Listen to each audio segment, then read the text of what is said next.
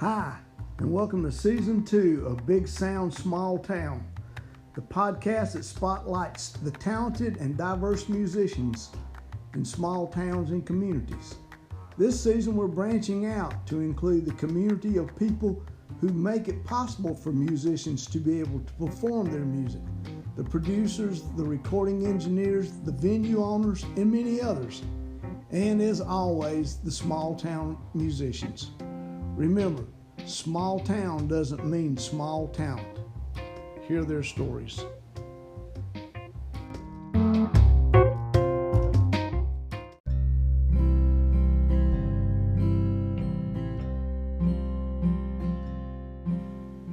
Richard is the second in what I call the COVID telephone interviews now.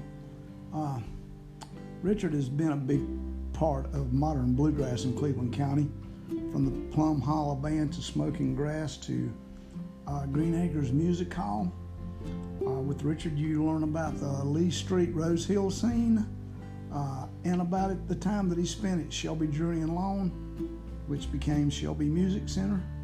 And one of the really cool bonuses is you learn film history of Cleveland County and North Carolina. He was a big part of that too.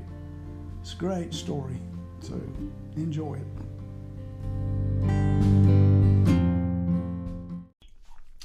Today on Big Sound Small Town, we're in the pink room of the Big Bass studio.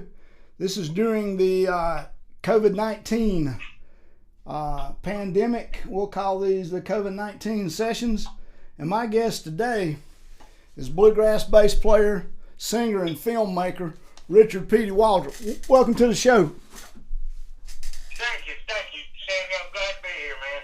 All right, man. I tell you, how long has it been since you've been in Cleveland County?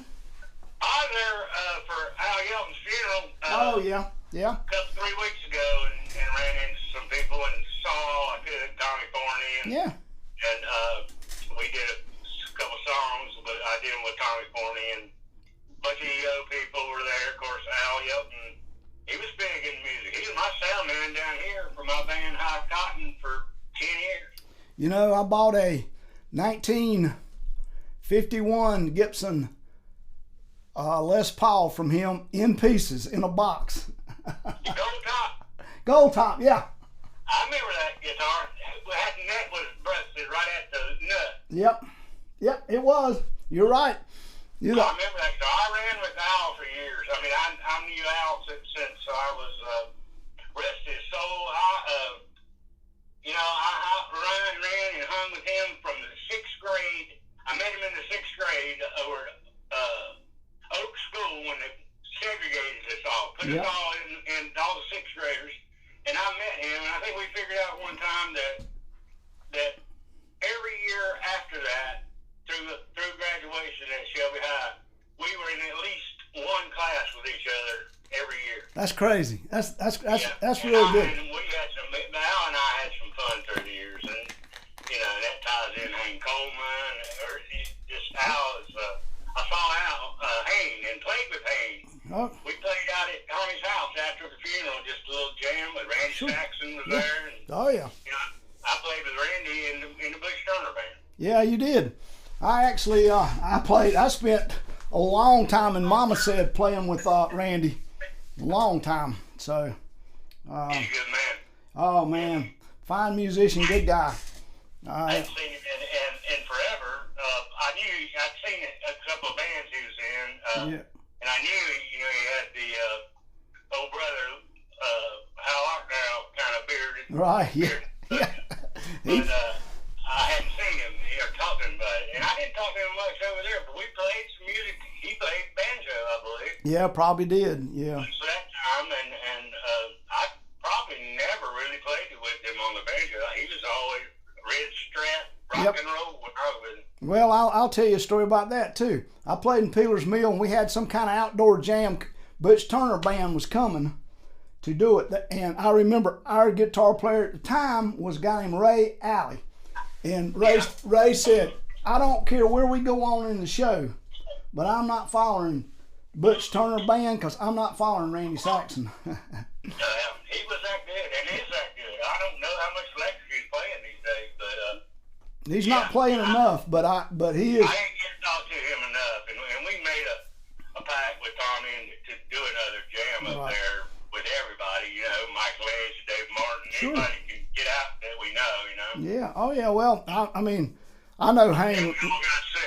I know Hayne really well too. So, and Mike. I mean, I know all those guys. So, yeah. I go back with Hayne all the way to Marvin Jones and the PPG house and all that. All right. Well, and the Mount Sinai String Band and all that. Well, all right. So we're going back. So let's just take it all the way back. When did you first? When did you first get into music? At church, in First Baptist Church. I can remember 6 years old singing at First Baptist Church, and then I went through the Van Ramsey Rolling Leaf days of choir tours and Stand Up America. I did all that stuff. Oh yeah, that's cool. Yeah, that's cool. At the church, and did everything from there. Was an old coffee house that the church had down there where the creamery used to be. I think this is Conrad, Sumter, and probably Washington, I believe. Yeah. Now. Sure. Yeah. Well, they had a coffee house, and so I guess that's where I started playing guitar, you know, and caring about singing. Oh, yeah. At the first church, they gave me voice lessons. I took voice lessons from a old fellow named Harvey Woodruff. Huh. And that's where I learned to sing like I sing, as loud as I sing, and from the bottom and all of that stuff. And it's helped me all my life musically. I think that's good when you do get a lesson like that. I mean, there's a lot of people that can sing, but then there's a whole lot more to singing than that. All good musicians get lessons at some point at what they're good at. You know. Well, I was about probably 10 years old, and I got my first guitar. It's between 10 and probably 15. And of course, first place Petie and Margaret sent me was to Ray Ledford. Oh yeah. And that would have been 1963, 65, something sure. like that. Yeah. And I never lost touch with Ray. Yeah. You know, he ended up working at Chevy Drury Loan. He was teaching upstairs over there. Oh yeah, he was. He had a room, and he taught several different instruments, but mainly guitar. Right. Usability guitars back then, and as a mentor, Ray Ledford, you know, just like a lot of folks up there. Oh yeah. Anything but nice to me, you know. Oh yeah. Oh, he's a great guy. He taught me, you know, enough guitar to play, and you know, and things like Exodus, and to this day, I can play Exodus note for note. Oh yeah. Yeah. See, that's great though. I mean, Ray was a great teacher and a great musician, no doubt. Oh yeah. I mean, if in Cleveland County, he is the man. He is. You know, all through that time, I was, you know, running into people that my brother Don, who, you know, was big in music. Yeah, I was hoping you would touch on Don. With Dan Padgett, he was an original teen timer. He was. My brother, and they got together a couple times, but I couldn't make it. There's a guy named Michael Adamore that played with them too. And I think you've heard about the teen timers, probably from Dan. And like I say, I've been around Dan all my life. Sure. Because, you know, even when I was with, you know, hanging with Butch up there at 6 Points, Dan lived up there. And I did some recording with Dan and Festus, Butch's daddy. Yeah, I know. Yeah, I backed for it Festus some too. So big influence on my showmanship. There's never been an entertainer to me like Festus, man. And we, you know, I was a tag along. There's a lot of tag alongs. Yeah. But Haynes a tag along. Festus did a lot for us, a few of us, you know. Yeah. Oh yeah. I mean, I played in a band that backed him several times too. Yeah, that's a real joy too. So, and that's another thing I don't think I've touched on enough is actually you're every bit as known for your vocals as you are your playing. I mean, that's, you know. I think that's a matter of opinion. Well, and there's two sides to every story. So well, yeah, well. I'll take yours. Yeah, we're going with that one. Yeah. But that's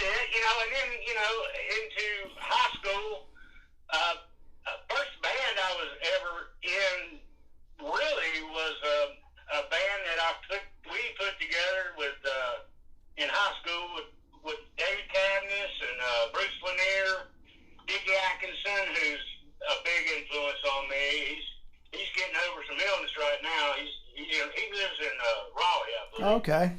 And and William Suttle, back then, he's Joseph Suttle now. Oh, yeah, yeah. We had a jug band called Willie Teague and Smile. That's pretty and cool. We played all high school things, and that was right during, that was, 69, Sure. 70 or so, and probably 71. And we played everywhere. We played Young Life all the time, another Right. church group. Right. Every Wednesday or whenever it was back then at Shelby High School. And it just, and it just went on from that. And I didn't play anything in that band. I just sang. And we did Jakes Taylor and Creedence Clearwater, Right. Looking Out My Back Door. And because we had a kazoo and a scrub board. Yeah. A real jug. You were a real jug band. We were, except we didn't have a jug. But it was so much fun, and it got, I guess it got me into the entertaining, frontman kind of thing. Right.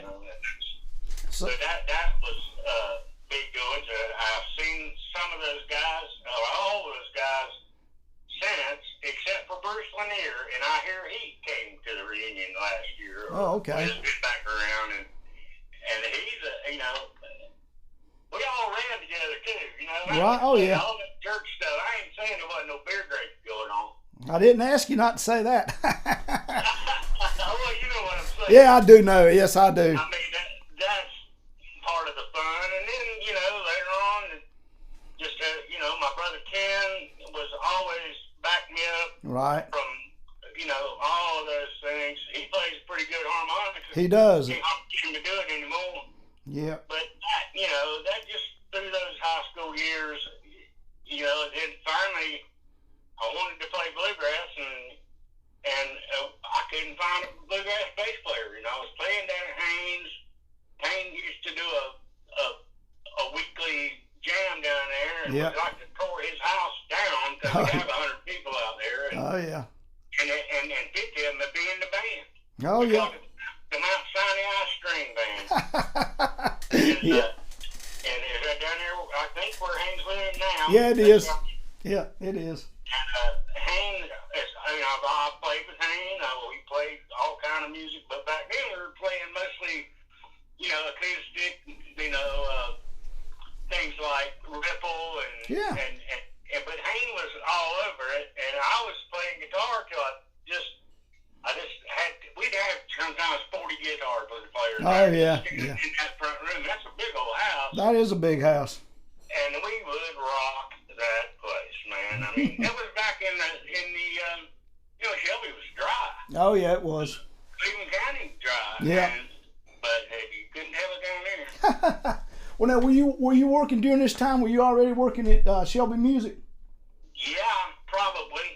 Right in there.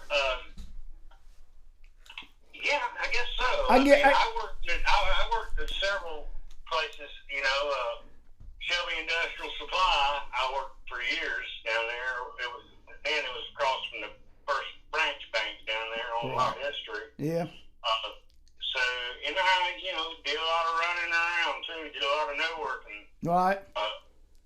Taylor was my girlfriend, and she pretty much kept us up on the road. I was living at home probably with H.E. and Margaret. Yeah. Yeah. I always had the upstairs over there to come and go, but we had to go through the house to get there. So Right. we figured out which steps creaked and that kind of thing. And I guess when you were working at Shelby Music, it was Shelby Jewelry and Lawn then, was it not? I think I was at Shelby Jewelry and Lawn.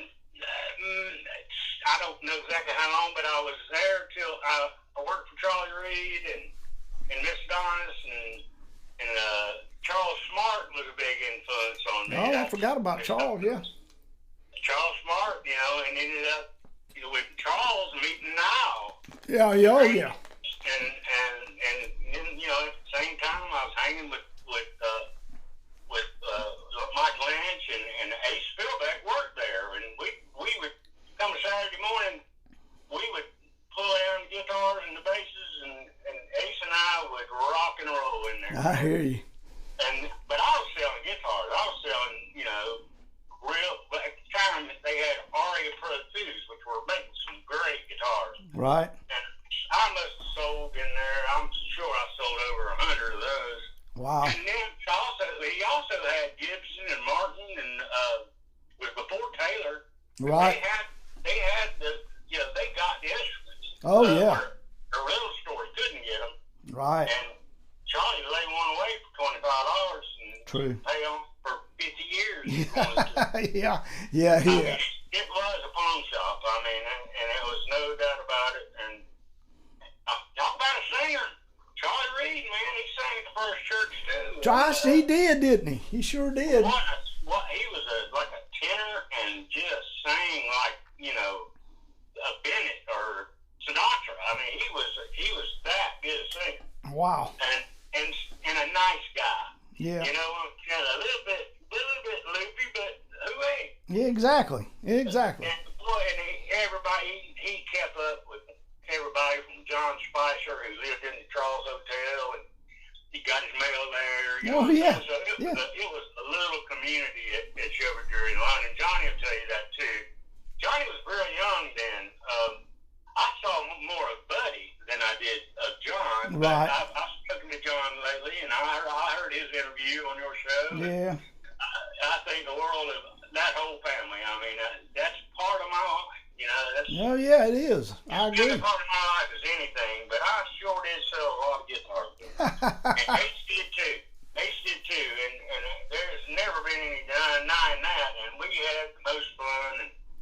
And I left Charlie Reed's. I left Shelby Drury Line to go with Plum Hollow. How did that come about? Well, I kind of got bullied into it between Steve Metcalf and Mike Wingate. It was kind of, they went through a lot of people before they found somebody so Nelson could play guitar. Right. And off the bass. Dave Nelson's a good bass player, singer. I agree. Road manager. I love Nelson Baucom. And Larry Baucom was the first banjo player I ever knew to be electric. Right. Use stomp boxes. He always had a flanger on it, banjo. Yeah. And it's on every record and everything. I mean, he had an odd finger style too. Yeah. And he could pick rock and roll songs and still keep the 3-finger roll. Right. He would note some things, and it was all good, man. But I don't know. I was just young and dumb and wanted to play the bluegrass, and so all of a sudden I had to go tell Charlie that I was going to leave, and that was up into the late 70s. Right. And I had to go quit. And I didn't want to quit, but next thing I knew, it's kind of cloudy these days, but I thought Lynn Dodson took me to Michael Wingate took me to Myrtle Beach in Surf City, I think, Holiday Inn. And that was the first time I ever played with Plum Hollow. I knew Plum Hollow. I'd seen them, I knew what the deal was. But I went down there and met them, walked in at like 8 o'clock for the first set, and to this day have never done a rehearsal with Plum Hollow. and it was in the Barney, good fiddle playing, good showmanship days, coming off of a big thing, and they just had some personnel problems with they had some people leave. Had Rich Moore left, drummer, J.C. Matlack, who was the electric guitar player. Yeah. That made the band, especially with Larry, and he left, and so they were looking for me. And I hit the stage, and I ain't left the stage since. Never with the first rehearsal. I just winged it like I always did. And well, you were the front. I had me some good fun years with Plum Hollow. You were the front man for that band, basically, were you not? Yeah, because we couldn't get money out there. I fronted it with Barney. Right. We would go out for maybe an hour before Barney would come on. Right. Sometimes. Yeah. Oh, yeah. And sometimes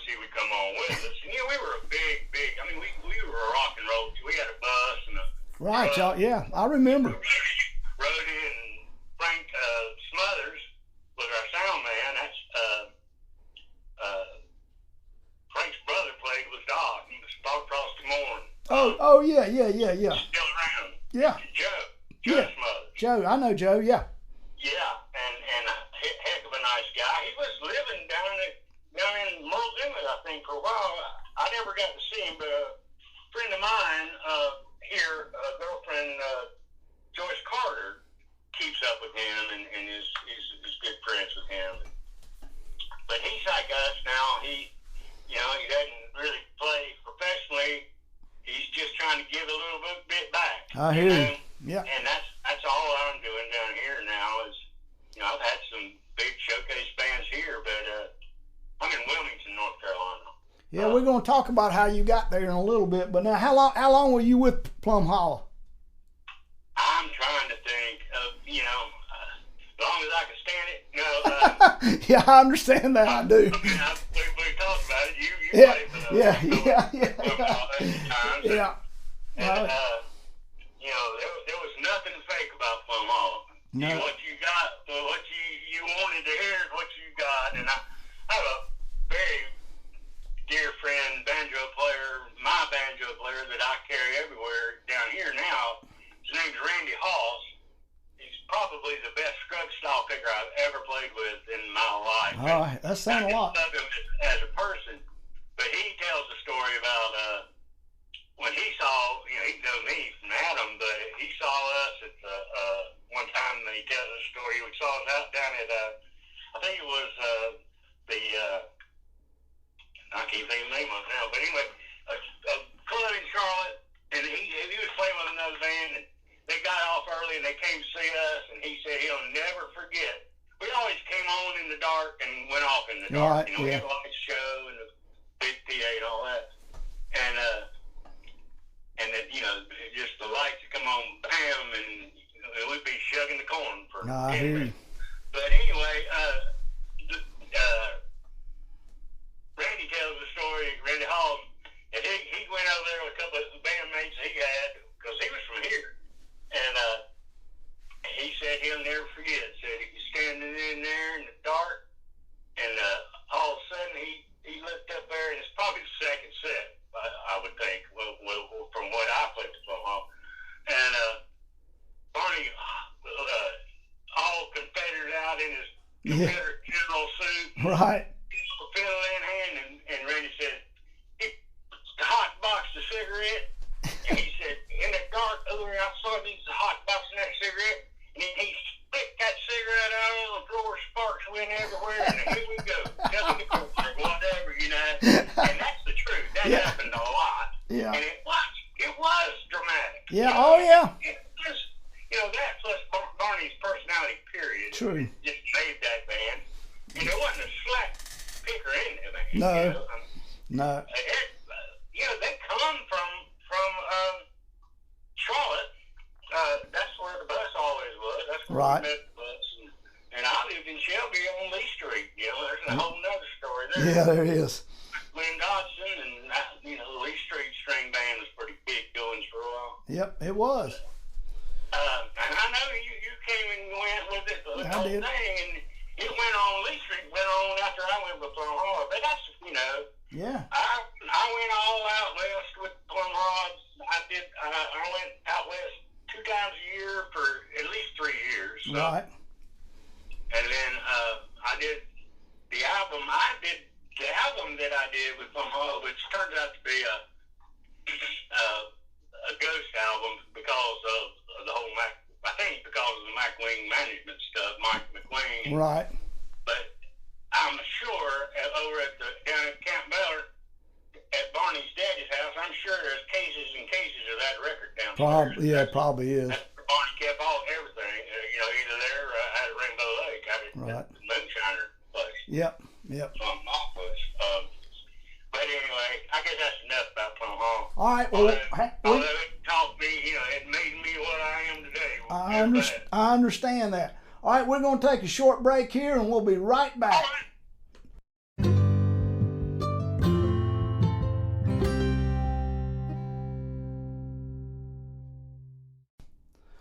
All right, I'm here with Richard Petie Waldrop, and we're talking about his musical journey. He's just left Plum Holler Band, so what happens next? Let's see. I left Plum Holler, I think, probably 1980. And, you know, no hard feelings or anything. And they kept on and kind of just crumbled later on. But like you said, you know, Bonnie went on to... Oh, yeah. And that was Larry, too, and Nelson. And, I mean, they had some bands in there. Oh, yeah. They worked a long time, really. Well, it's just because, you know, they had all those gigs. Yep. But anyway, so yeah, after that, I came home to Shelby and musically, you know, just started playing around with Mike Lynch and Eddie Biggerstaff. Sure. And a fella that's down here now, he was a member of Brush Street, Tim Perry. Oh, yeah, he was. Yeah. He's a player. Right. And he's down here at Carolina Beach, and he's real big in his church, and I see him and talk to him and play with him every now and then. When he can. He's actually working, I think he's got a taxi company that has golf carts. Oh, yeah. And he's doing that and doing good. But, you know, he's also, Tim Perry I'm talking about, he's an auctioneer. I did not know that. And, yeah, every time we play that old song. He does it. Oh, yeah. Oh, yeah. I forget what it is, but it's an auctioneer song. Yeah, I know the one. Sounds like I've been everywhere. Right. You know. Yeah. It's just so many words that only Johnny Cash can remember. You know. Yeah, I do. Yeah, I do. All right. But anyway, I see Tim, and you know, I had forgotten that he was in that band until I ran into him. I down here I did for over 15 years with Derwin Henson. We did an in and around outside jam at Curie Beach. Oh, okay. Every Thursday night it's basically for the First Baptist Church at Curie Beach. But it was big, and I think I sent you some pictures. Yeah, you did. Yeah. Aerial shots of that. Yeah. And we, you know, sometimes we'd have 20 pickers and 100 all sitting outside, you know. That's and cool. We moved into the church, and that was fun, too. Oh, yeah. Anyway, that was that, and that's where I got back with Jim again, and we talked all the Brush Creek stuff. And Right. like I ran up and down the road with Mike Lynch to Green Acres and to any shows we could go, and I was into them, too. We hit all the festivals back then, you know, and they were all around, and anyone who popped up with, here we go. You know? Oh, yeah. Including Union Grove and all those things. And that was, you know, back then, I mean, this is, I guess, before Plum Holler, but, you know, it was Smoke Grass Band. Right, yep. I mean, I found it and thought we named it, but I've heard different, but I'm here to tell you that if it wasn't for Dale Britton and Art Brooks, there wouldn't be no Smoking Grass. I hear you. And Arthur, and I mean, you need to talk to those guys. You can't talk to Andy, but what a showman Andy was. Oh, yeah, Andy was good. Yeah, I agree. And this is all Smoking Grass. And then we got a singer like Dale Britton. Yeah, I've had Dale on the show. I don't think Dale had ever thought about bluegrass, you know, to that point. Mm-hmm. And I had already been playing guitar and singing with Dale, you know, before I met Andy and Art. Right. And so, you know, and the Smoking Grass band went on to be It did. the famous any band in Cleveland County or Ruffin County. Yep. Well, you know, Dale did the show. You know, Dale said, I sang bluegrass during that one time, and I don't think he's sang a whole lot of bluegrass since then. I don't either. I mean, unless it was with me. Yeah, exactly. I mean, but the rest of his stuff, you know, he's done his own stuff. But, you know, he was telling me he had his bluegrass moment and then moved on to something else. You know, he was mainly best at non-traditional stuff like Early Morning Rain and things that we would do with the bluegrass instruments. Right. And it was just, you know, I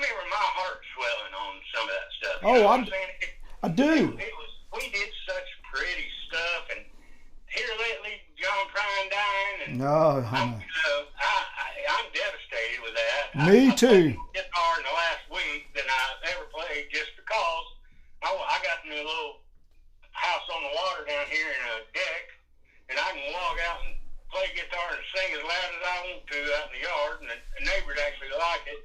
And I must have done every bluegrass tune, every John Prine tune I knew since then, and Dale does a lot of Prine. There it is. I've done. I knew he's devastated. It just hurts my heart.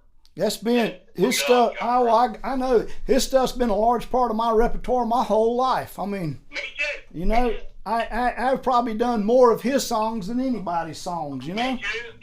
Especially in my single acts and Me too. campfire singings and pickings. And I was telling somebody the other day, there's a song that I did recently at a jam, and I always called it "Blow Up Your TV." Oh yeah. Spanish. And I can remember doing that. Oh yeah. At church camp, so I couldn't have been more than 15 years old. Right. And doing "Blow Up Your TV," but I always thought, and I believe it was on a John Denver record. I always thought John Denver wrote that, back then. Oh yeah. I did it as a John Denver song. Right. And then later on, you heard the Prine version. The real Prine stuff, Right. Souvenirs and Sam Stone and Hilly Smiles. Sure. Just you can't do it. No, you can't. You can do it without at least 10 John Prine songs.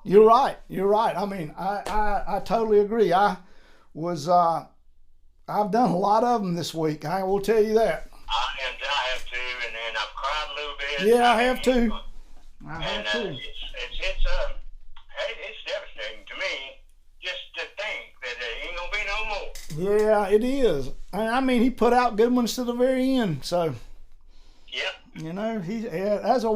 That's a once in a lifetime type of talent come along. Yeah. Elvis ain't got nothing on him. No, I agree totally. That's the truth. And any musician or singer-songwriter will tell you that. And it's all coming out these days. I read something the other day about all the people that played with him and what they thought of him. Oh yeah. Well, pretty cool little story. Apparently, I'm trying to send it to you. It's a good read, man. Apparently, he was as good a guy as he was songwriter. All right. So then what I do? Then, banged around every bluegrass band, and Mike Lynch would haul me up, and Dave Martin would haul me up in the country to play with Gene Scruggs and all the old guys that really, really did it right, And I wish I could get that sound again. Yeah, those two guys knew all those guys too. They knew all those fellas. Brothers singing, and we got to sing, and I'm playing electric bass. I'm carrying around a big old cabinet of Fender head or something. Yeah. And Mike would take me with him, and say, "You gonna go?" And I'm like, "I'll go." You don't, I didn't have a little amp back then. Right. Till really recently, I was an Ampeg 200-pound. Yep, me too. Yep. Forever. And but I put my speaker cabinet on a hand truck, and we blew it through the kitchen and go in there and play with them guys with oxygen masks. And old kerosene stove, and just pick the fire out of Oh yeah. Bluegrass. Everything from not even Rocky Top. That was before that. Oh yeah. I played a bunch with Mike. All before that. Yeah. Oh. I jam every chance I got, and through my brother, and that leads us up to, and I played with several bands there. I never played with Brushy Creek. I just played around Brushy Creek. Right. I a couple of them here and a couple of them there, and I'm still to this day, down here, I'm the New Hangover County Bluegrass Outlaw. Right. Oh. I play electric bass. Right. Oh yeah. The people I play with, and I like traditional bluegrass, and so I really like the old Shannon Brothers flat scrub stuff. Gun and good timing and good keys and all that. So I went myself in pretty quick because I can play good standard bass, right. and and the amps disappear and the wires disappear, you know, when you start singing and everything's, you know, and I'm not a play-by-ear guy. Some stuff I had to sit on the bed with. Right. But you know, to this day, I can walk in any bluegrass gym anywhere. Yeah. And I think it's because of that, you know. I think it is, yeah. We would, Mike Lynch and David and those guys, Eddie Bigg and stuff. Yeah. They would seek out those guys or run into them, you know, because of fixing instruments and Charlie Reed's and the whole thing, you know. People gonna wonder what Charlie Reed's is. Charlie Reed's is Shelby, Drury, and Lone, and I would think if, you know, your little picture, your logo of the county, that star ought to be. It should be. At Shelby, Drury, and Lone. You know, I mean, that's where everything's fun for them. Because you couldn't get a set of banjo strings. No, out of Forest City. No, you know, I agree. And then Gaffney, and then Gastonia. So the people or anybody bought their stuff there. They did. You know? And so then we'd meet them, and then next thing you know, we'd be playing with them. But Mike, and they already knew those guys. Yeah. I didn't know them, you know. Yeah. And you can't even call their names. But anyway, I guess that brings us up. There's some other stuff back in there, you know, the Rose Hill. Oh, Rose Hill, yeah. You can talk about Rose Hill a little bit. I lived at Rose Hill with my brother Ken. Right. While I was working at Charlie Reed's, before I moved to Lee Street. Right. Which is all right there. It is. And, right there on Grover Street. All within a couple of blocks of each other, really. Yes. And of course, you know, we bring everybody else in. Sure. Dale and Art and Andy and anybody we could find. And right. You know, ended up being a bunch of, that was the sole place for smoking grass. And actually, that's where I got on and off the bus. They'd come pick me up right there on, you know, 22 Lee Street. Oh, okay. There's pictures of me, you know, coming back from out west. Been gone 2 months and coming back to Lee Street. That's pretty cool. Lee Street was always Lynn Dodson and I. Right. It was my house, actually, but it seemed like Lynn had a good job at PPG and he paid the rent more than I did. Right, yeah. Well, now, and then, so how do you get in the movie business? After Plum Hollow, about 1980, I was hanging with Al Yelton and over at Huxley, you know, there where Banner Amplifiers was. What was his name? John. I forgot. I can't remember his last name. I forgot about that. Yeah, I forgot about that. John Dellinger. Don Dellinger, yeah. You know, and he made some really nice soundboards, mixers, and power amps. I had a couple of his power amps once in my life. Banners. They're called Banners because his family owned Banner Mountain. Yeah. And Banner Elk. I forgot about that. That's where that. the Rolls Royce came from and all that. If you can find him, you know, and that taught me, back in high school, you know, I knew Richard Putnam. And yeah, I knew him, and I was in a band in high school, right in high school called Friends, and it was 4 singers, me, of all people, my good buddy is still up there, and I talked to him, Glenn Ward, Gaylord Crawley. Oh, yeah. We were singers, me, Glenn, and I mean, that's all we did was sing. Dick Jackson played guitar. Yeah. Rick Putnam did the organ thing. Right. We were a big beach band, I guess, at the time. And so, I'm losing my train of why we're talking about that, but anyway, that's, you know, when I met Rich Putnam, and I did some beach music back in those days, but I was, you know, more, anyway, ended up Rose Hill, and I lived there. This is after, and I lived there through all the smoking grass days and at Lee Street and there, but my brother Ken always threw a Rose Hill pig Yeah, he did. Yeah. I'm not sure how, and of course I helped with that. HE helped with that. Everybody did. It's quite the history of Rose Hill. And back before that, there was a Cotton Rock. Oh, yeah. Which was up at PPG, which was crazy. Because I was living with Marvin Jones and Hank Coleman up there when that was all going on. Right. I was young punk. I went out with Marvin was a roadie for a band called Scratch out of Kings Mountain, and the Phineas Taylor Band. Oh, I remember. That same band. Oh, yeah. We built that Cotton Rock around them, and that was back in the Shelby days when you could do that kind of stuff. Right. You could throw a party and you didn't call the cops or nothing. It Right. just happened, and Yeah. we pulled off a lot of stuff, man. Oh, like yeah. that. But you had to, like I said, it's Dry County. Yep. So you had to make your own fun. Right. If you didn't have a party, you didn't have a party. Right. And you wouldn't know where to go. Oh, yeah. Yeah. And then, of course, that goes back to the whole Cadillac Club and, Yeah. Gaffney Sure. runs. And, Oh, yeah. Oh, yeah. and those days came and went a couple of times. You get down there at Haynes' house, you find a little good gas. Yeah, you might as well if you had Haynes. But like I say, Hank Coleman, and Marvin, and my brother Ken, did more for live music up there in a blue county. Yep. That I don't know what we'd have done. Yeah. Probably all got killed on the road going back and forth. Probably. Oh, yeah. City. Yeah, yeah. I mean, that. So comes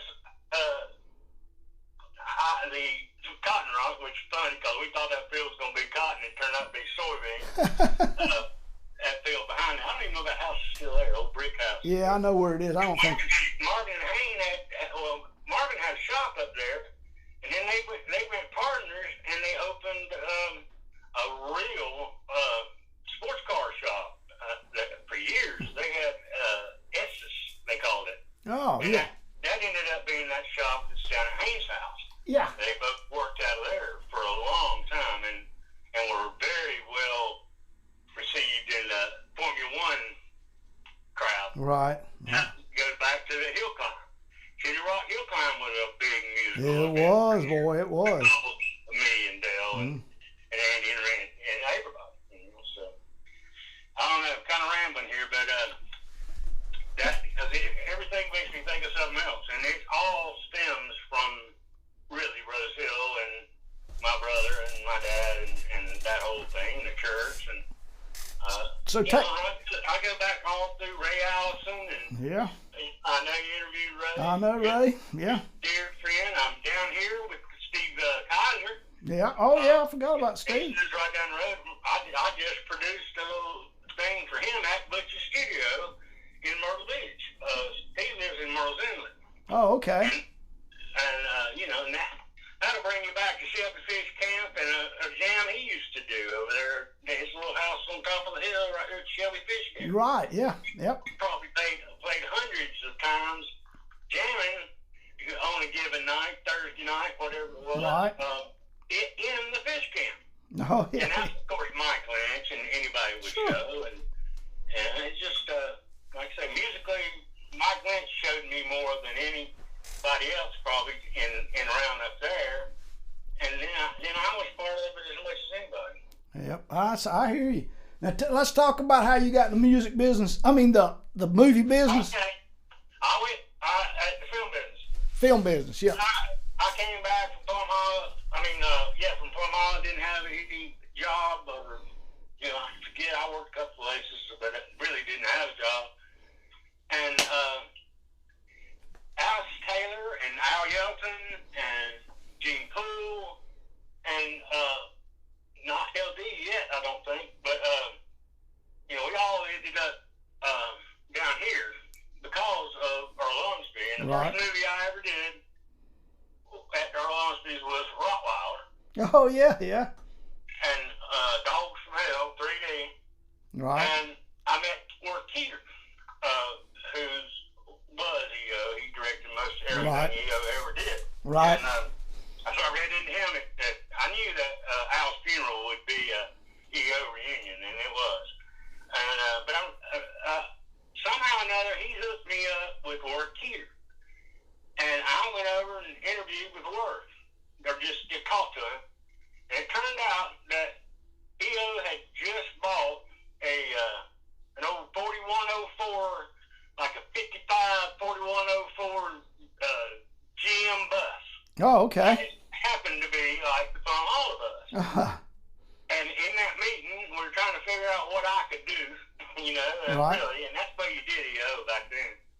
And Worth hired me to drive that bus because I had already driven the Plum Hollow bus right. a million miles, and didn't, and I'd been all up in it with Nelson and looking at glow plugs, and I knew the bus pretty much because right. we worked on the Plum Hollow bus, which is still around out here. Yeah, I think it is.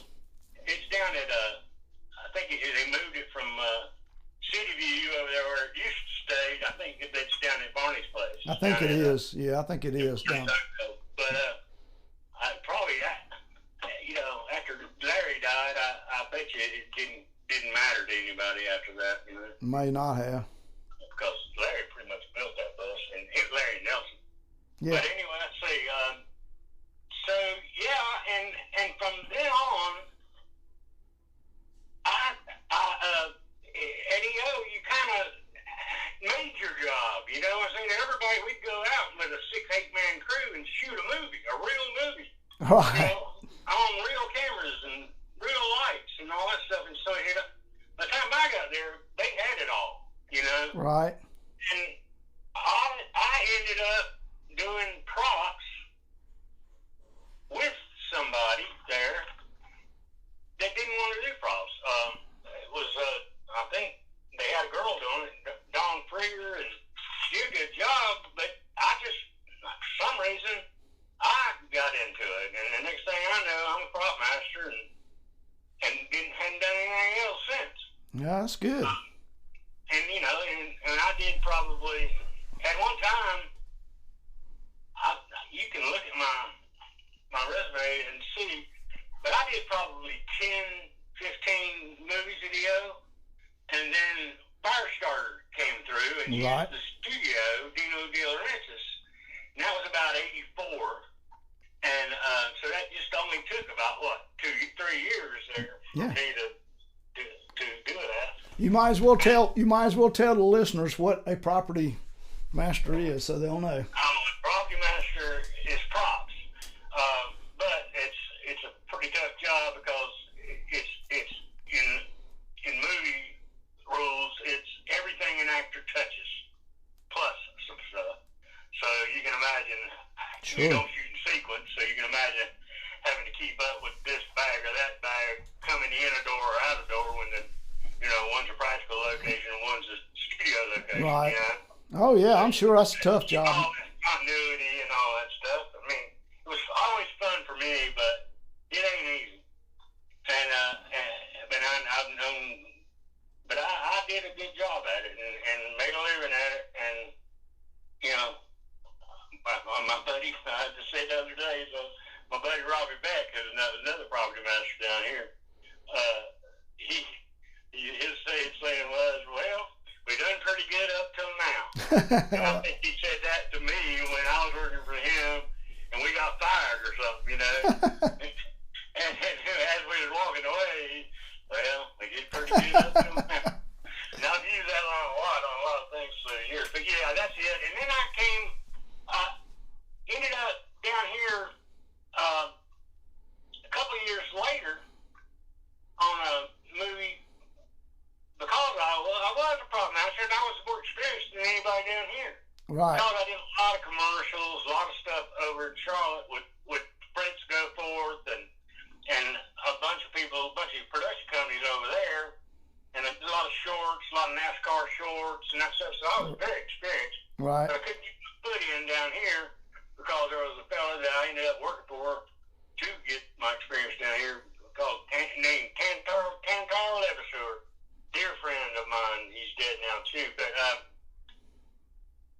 I got a call. I was living with Hayne, didn't have nothing, and I got a call from Alice Taylor, and she was working on a movie called Dracula's Widow down here, and some of the boys were already here. Greg Hall was down here. LD was down here working on other movies. Right.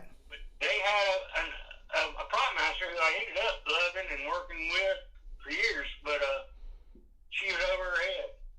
And they called me down here, and I came down in '87 and lived in a boarding house and kind of, just went from movie to movie, and next thing you know, I'm the man, down here, and still am. That's good. So you're still working. And movies come and gone. The movie business has come and gone in this state several times in my years. I did film nothing but film, for a check for 33 years. Yeah. In the end, and you can see what all I did and my claim to fame, and ended up working all over the world, going back out west several times to the same places I went with Plum Hall. Oh yeah. Oh yeah. Otherwise, I'd still be sitting in the Chevy Journal alone, I believe, because I bought that place and I left it just like it was. I wouldn't have took nary picture down off the wall. I wouldn't have took nary guitar off the wall. I hear you. Inventory's inventory, man. Just got to sell it. Oh yeah. Oh yeah. Well now. And that's that. But then I got down here, hooked up with musically. Hooked up with a fellow named Derwin Henson, who is now back in Nashville, but he very, very famous banjo player, guitar player, best guitar player I ever played with, bluegrass wise. And he's the one we did that 15 years at Cherry Beach. Right. That was his. I called it Durfest for years. Named Derwin Henson, and he went back to the Super Grit Cowboy days, and knew me from Plum Hall. Anyway, I ended up playing more traditional stuff with him, but he played with Monroe. Him and his brother Danny Mountain player, best I ever known. Danny can sing tenor to a siren.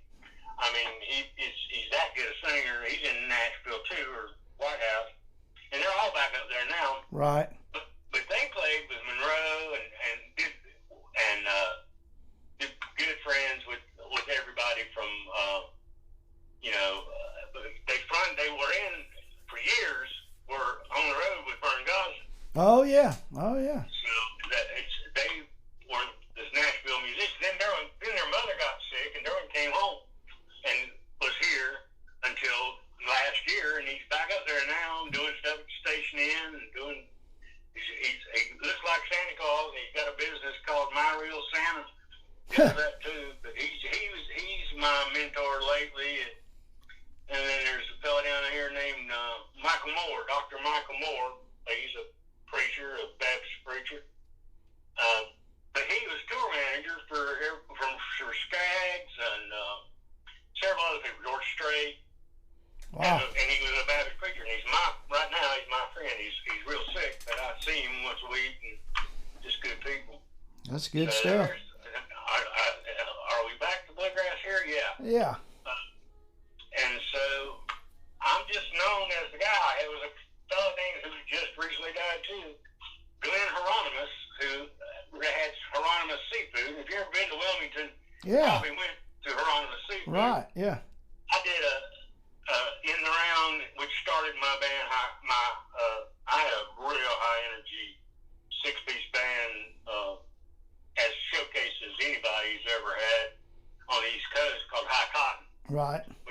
We were basically traditional, but we did some country, and I'll show some other day. It was before bluegrass bands were wireless, and right. I ran. And Al Elton was my sound man for a while down here. I never played with that band or hardly any band since without a sound man. Right. It's hard to sing and play, it's hard, yeah. And, deal with the waitresses. I agree. So I always had a sound man. But I had, at the time, there at Hieronymus and anywhere we went, I had 12 live mics on stage. Wow. Fiddle, dobro. Right. I had 2 guitars, me, and it was a really, really good singing band. It was me, Randy Kennedy, who comes from a long line of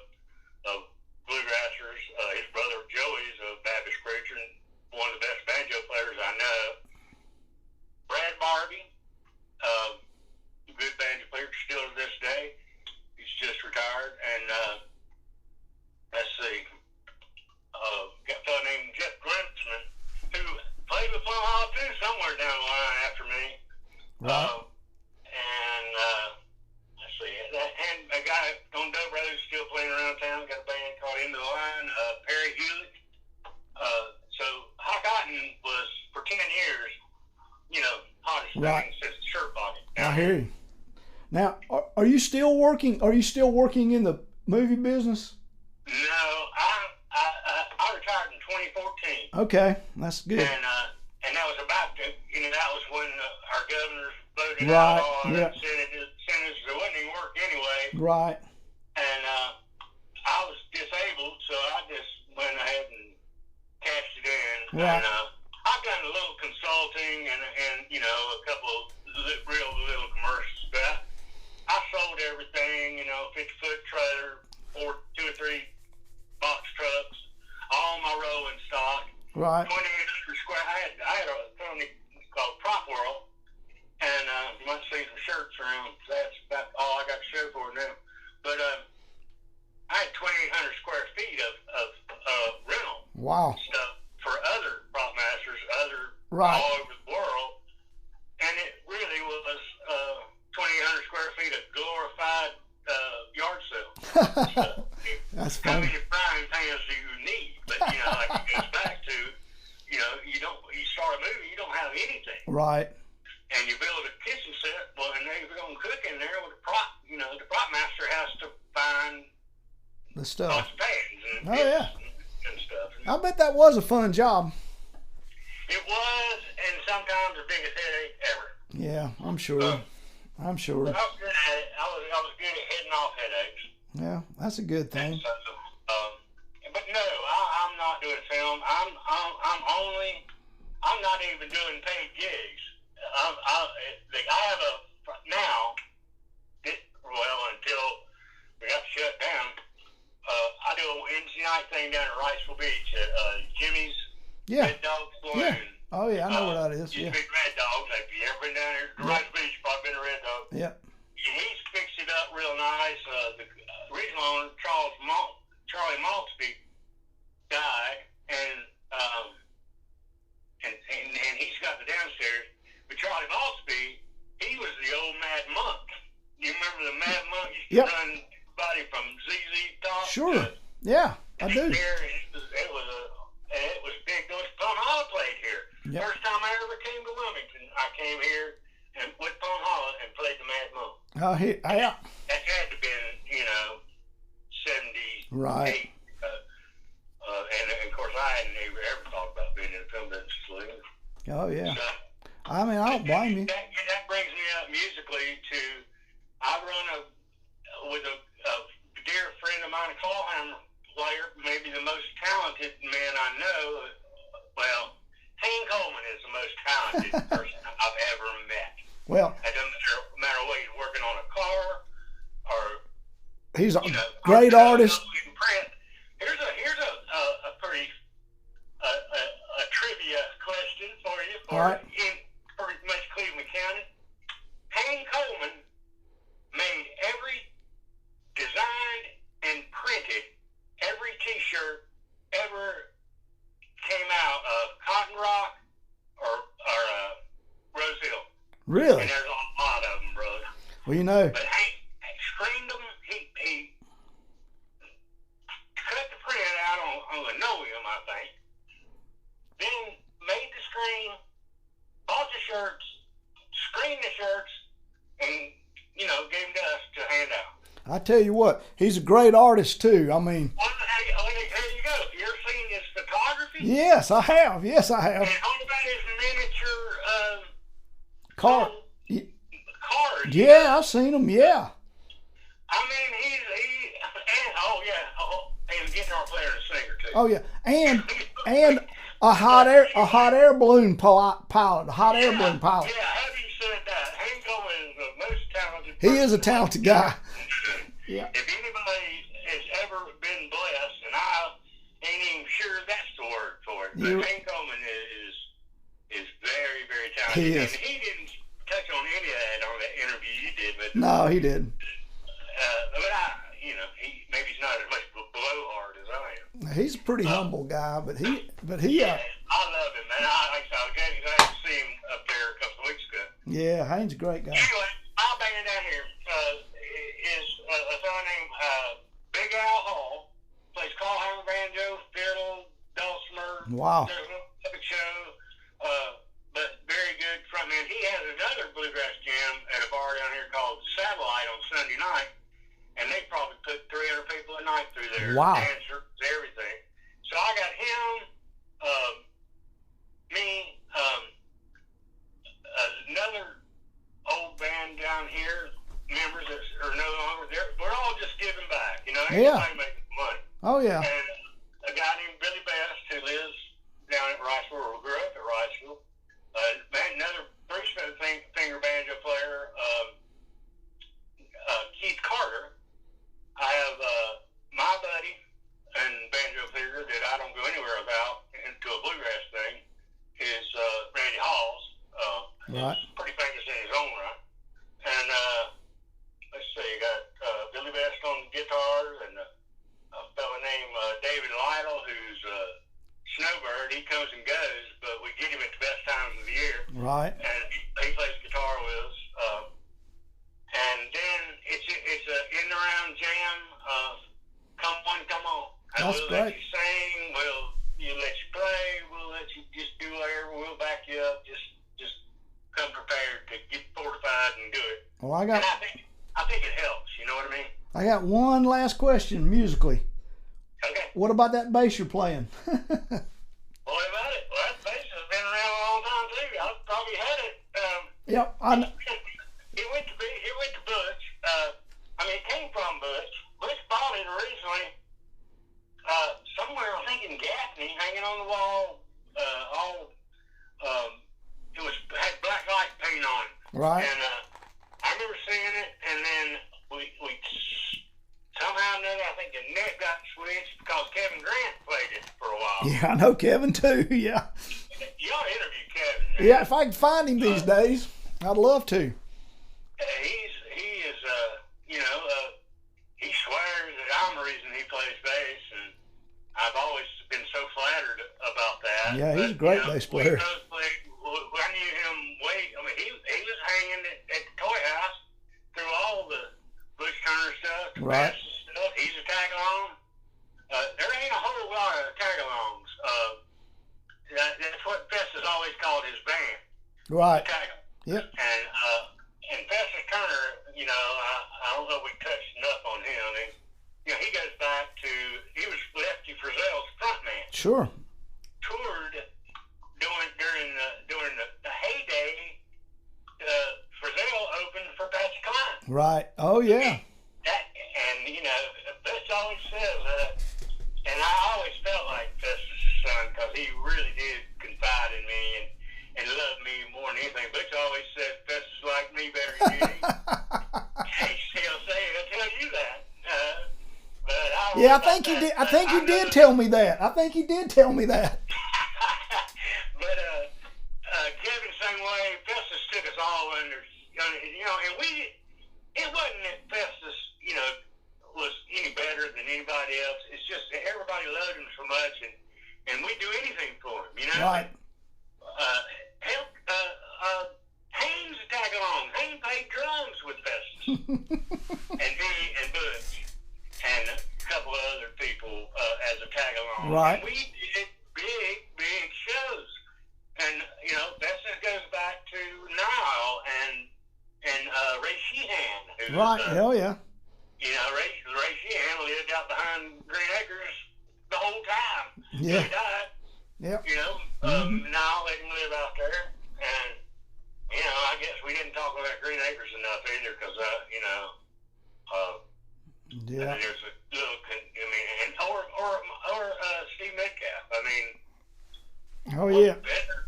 What better friend of music than Steve Metcalf? I don't think there is around here a much better friend of music than Steve. Yeah, I hear he's not. He's not well. Nah. You need to get him. I've had him sit up a couple times. He's taking chemo and he's struggling with it a little bit. Yeah, I heard that. I haven't seen him in a while, but the Butch keeps up with him. And, that ends up taking us full circle back to Acoustic Syndicate. Yes, it does. And Butch and the Toy House and Right. Green Acres and Nile. And, It's a great story. It is such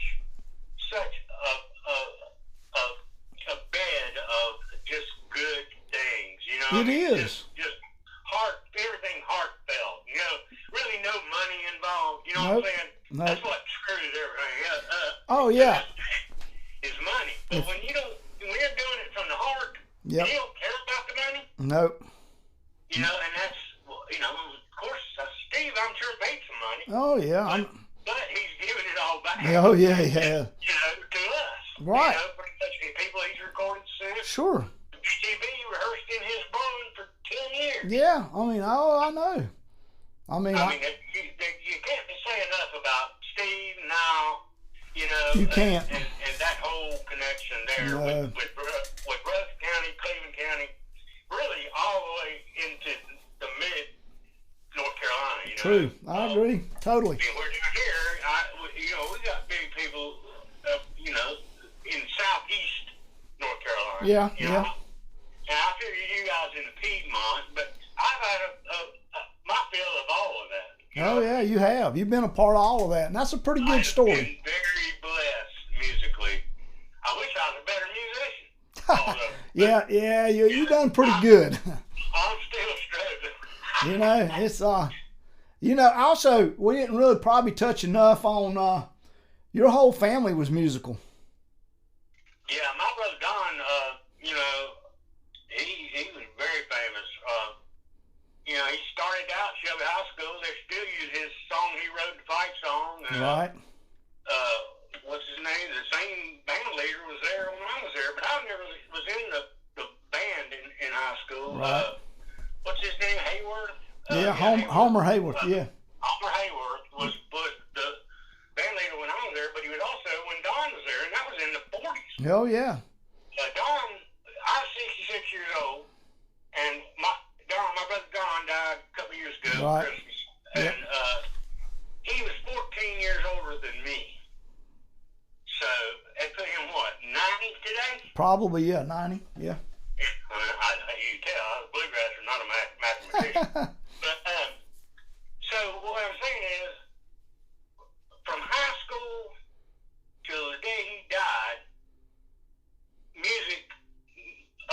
My daddy didn't, couldn't put him through school or nothing, but he, had bands up there with all the guys up there back in that day. Oh, yeah. Big bands, played bass trombone mostly. Yep. But before, I can remember him in high school at the old junior high school over there. Yeah.